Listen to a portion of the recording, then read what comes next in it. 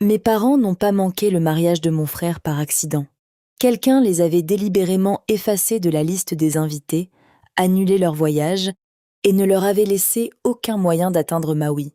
Quand j'ai demandé à ma future belle-sœur pourquoi, elle a ri et m'a dit que si elle voulait vraiment venir, elle pouvait nager là-bas. Elle n'avait aucune idée qu'une blague cruelle finirait par lui coûter le mariage, son fiancé et l'image de famille parfaite qu'elle avait passé 14 mois à construire. Je m'appelle Rachel Carter. J'ai 38 ans, infirmière en réanimation pédiatrique et mère célibataire. Au travail, je passe mes journées à calmer les familles effrayées pendant que les médecins se battent pour sauver leurs enfants. À la maison, j'étais la personne que tout le monde appelait chaque fois que quelque chose n'allait pas. J'ai géré les horaires, les rendez-vous, les factures, les disputes familiales et toutes les crises auxquelles personne d'autre ne voulait toucher. Pendant des années, j'ai cru qu'être nécessaire était la même chose qu'être aimé. Mon jeune frère, Ethan, était fiancé à Madison Brooks, une femme issue d'une famille aisée qui possédait plusieurs salles de réception de luxe. Madison était belle, confiante et obsédée par les apparences. Tout autour d'elle devait être parfait. Des fleurs aux photographies en passant par les personnes debout à côté d'elle. Pourtant, je voulais que mon frère soit heureux. Alors, quand sa famille m'a demandé de l'aider à organiser leur mariage à Maui, j'ai accepté. Pendant 14 mois, je suis devenue le moteur invisible derrière leur mariage. J'ai organisé les fournisseurs, les contrats, le transport, les horaires, les informations sur les invités, les contacts d'urgence et des centaines de détails que personne d'autre n'a remarqués. J'ai créé un classeur à 3 anneaux si complet que même le personnel professionnel du mariage en dépendait. Je ne me suis jamais plaint parce qu'Ethan n'arrêtait pas de me dire la même chose. Rachel, ce mariage n'aurait jamais lieu sans toi. Mes parents comptaient les jours. Mon père avait récemment survécu à une grave intervention cardiaque et son seul souhait était de voir son fils se marier. Ma mère a acheté une robe bleue bon marché et l'a gardée accrochée à côté de la porte de sa chambre. Ils étaient mariés depuis 40 ans, mais n'avaient jamais eu de véritable cérémonie de mariage. Maui était censée être la célébration qu'ils n'avaient jamais reçue. Puis, 17 jours avant le mariage, j'ai remarqué quelque chose qui m'a fait serrer l'estomac. Chaque invité avait une confirmation de vol sauf mes parents. J'ai vérifié la liste des hôtels. Leur nom y manquait aussi. J'ai appelé le service des voyages et on m'a dit que le manifeste avait déjà été finalisé. J'ai rappelé le lendemain matin. Même réponse. Quelque chose n'allait pas. J'ai finalement demandé directement à Madison. Sa réponse est revenue presque instantanément. S'ils veulent venir, ils peuvent s'y baigner. Lol. J'ai regardé ces mots pendant un long moment, puis j'ai répondu avec quelque chose de si simple que Madison a probablement pensé que j'abandonnais. D'accord, compris. Elle n'avait aucune idée de ce que ces 2 mots signifiaient. Tiens. J'ai passé cette nuit-là à essayer de régler la situation moi-même. J'ai cherché des vols de dernière minute, près de 4000 each chacun. J'ai appelé des hôtels. Tout près du domaine privé était épuisé. J'ai contacté le complexe et j'ai découvert que personne ne pouvait entrer sans être inscrit sur le manifeste officiel des invités. Puis un vendeur m'a accidentellement transmis un email de transport interne. Je l'ai ouvert. Les noms de mes parents ont été barrés. À côté d'eux se trouvait une courte note découpée par Madison. C'est à ce moment-là que j'ai compris que ce n'était pas une erreur. Mes parents avaient été délibérément enlevés, à démissionner du mariage le lendemain matin. J'ai retourné mon classeur à Madison avec chaque contact avec le fournisseur et la chronologie organisée. Elle m'a regardée comme si j'étais soudainement devenue déraisonnable. « Vous êtes dramatique », a-t-elle dit. « C'est juste un mariage. » Je l'ai regardée et j'ai réalisé qu'elle n'avait jamais compris ce que je faisais depuis 14 mois. Je n'avais pas organisé de mariage. J'avais protégé ma famille de personnes qui ne méritaient pas leur confiance. Ce soir-là, j'ai tout raconté à mes parents. Ma mère pleurait doucement. Mon père enleva ses lunettes et s'assit en silence. Puis il m'a regardée et a dit « Rachel, nous n'avons jamais eu de mariage. On a eu un mariage.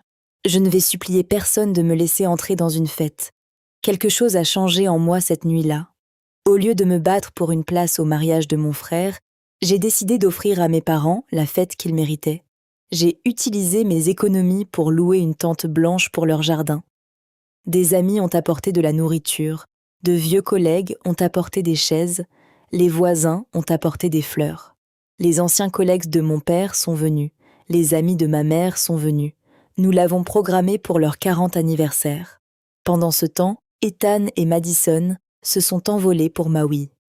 Puis 2 jours avant le mariage, quelque chose d'inattendu s'est produit. La famille de Madison a soudainement offert à mes parents 2 sièges en classe économique à Maui. Le piège, ils arrivaient après la cérémonie. Ils pouvaient assister à la réception. J'ai tout de suite compris. Ce n'était pas une invitation. C'était du contrôle des dégâts. Ils ne voulaient pas que mes parents soient présents pour le mariage de leur fils. Ils voulaient qu'ils soient présents par la suite pour que les photographies aient l'air complètes. J'ai montré l'offre à mon père. Il plia soigneusement le papier et le plaça sous la salière. « Dites-leur merci », a-t-il dit.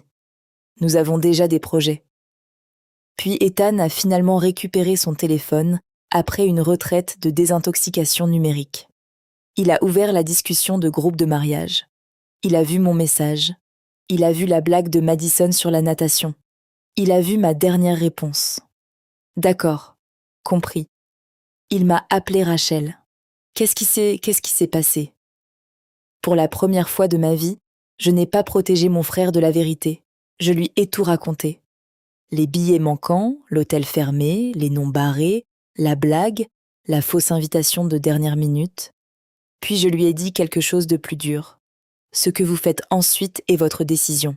Je ne vais pas te gérer. Il y eut un long silence. Puis Ethan a dit quelque chose que je n'oublierai jamais. Ne me gère pas.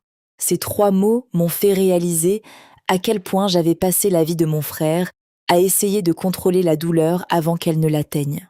Cette fois, je lui ai donné la vérité et je l'ai laissé choisir. La nuit suivante, Madison m'a appelé.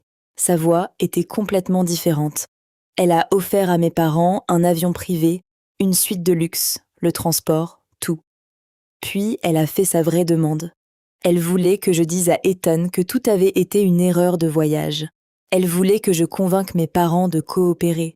Elle voulait que je dise à tout le monde que les billets manquants étaient simplement une erreur malheureuse. En d'autres termes, elle voulait que je répare la photo. J'ai écouté, puis j'ai dit « Mes parents ne sont pas des accessoires que vous rapportez lorsque la photo cesse d'être correcte. » Le silence emplissait le téléphone, puis Madison a explosé. « Comprenez-vous ce qui est en jeu ? » ?»« Oui, j'ai dit. Je comprends exactement ce qui est en jeu. Votre image de famille, vos investisseurs, votre mariage parfait. Et apparemment, mes parents étaient des garanties acceptables. Elle m'a traité d'égoïste. Je lui ai dit que j'avais fini, puis j'ai raccroché. Le lendemain matin, mon téléphone a commencé à sonner 1 fois, 2 fois, encore et encore.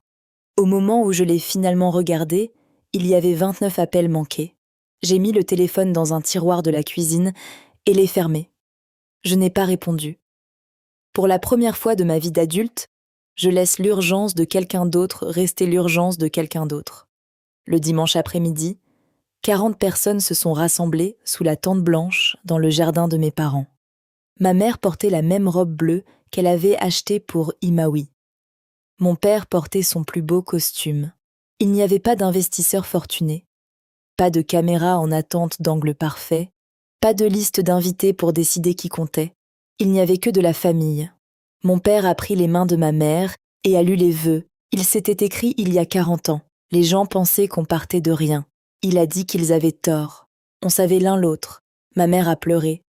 Puis mon père a pris le vieux calendrier du garage sur l'établi. Juin était encore ouvert. Il a dessiné un cercle rouge autour de leur 40 anniversaire. Tout le monde a applaudi. Et puis la porte de l'arrière-cour s'est ouverte. Ethan est passé en portant une petite valise. Il avait quitté Maui. Le mariage avait été annulé. Il avait confronté Madison. Après avoir découvert la vérité, il a rendu la bague et a démissionné de l'entreprise de sa famille. Il s'est dirigé directement vers notre mère. « Maman, je peux avoir cette danse ?» Elle enroula ses bras autour de lui. Et pour la première fois de l'année, j'ai vu mon frère avoir l'air libre. Plus tard, Ethan m'a dit qu'il avait enfin compris ce qui s'était passé. Madison n'avait pas simplement oublié nos parents. Elle avait décidé qu'ils ne correspondaient pas à l'image qu'elle voulait, et il s'est rendu compte que si elle pouvait effacer ses parents de leur mariage, elle pourrait éventuellement effacer tous ceux qui devenaient gênants. Alors, il est parti.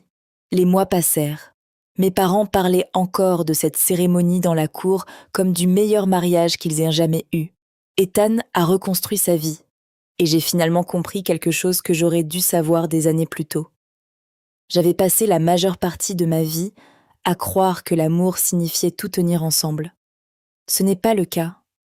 Parfois, l'amour signifie dire la vérité et permettre aux gens de décider ce qu'ils veulent en faire. Mes parents n'avaient pas besoin de se battre pour une place à la table de quelqu'un d'autre. Ils en avaient déjà construit un meilleur. Or. Et c'est la leçon que je porte avec moi maintenant. Le mariage peut être mis en scène pour des photographies. Une famille en ne peut pas. Votre voiture peut recadrer les gens d'une image. Vous pouvez supprimer leur nom d'une liste d'invités. Vous pouvez prétendre qu'ils n'appartiennent pas. Mais tu ne peux pas effacer les gens qui t'aimaient devant les caméras. Arrivés. Mes parents ne sont jamais arrivés à Maui. Et d'une certaine manière, c'est devenu la meilleure chose qui aurait pu arriver parce que pendant que Madison était occupée à construire le mariage parfait pour que tout le monde puisse le voir, ma famille construisait quelque chose qu'elle ne pourrait jamais simuler. Une vraie table, une vraie famille. Et pour la première fois de ma vie, je ne me tenais pas derrière tout le monde pour régler leurs problèmes. J'étais assis à cette table aussi tard-ci. Et il y avait enfin un siège avec mon nom dessus.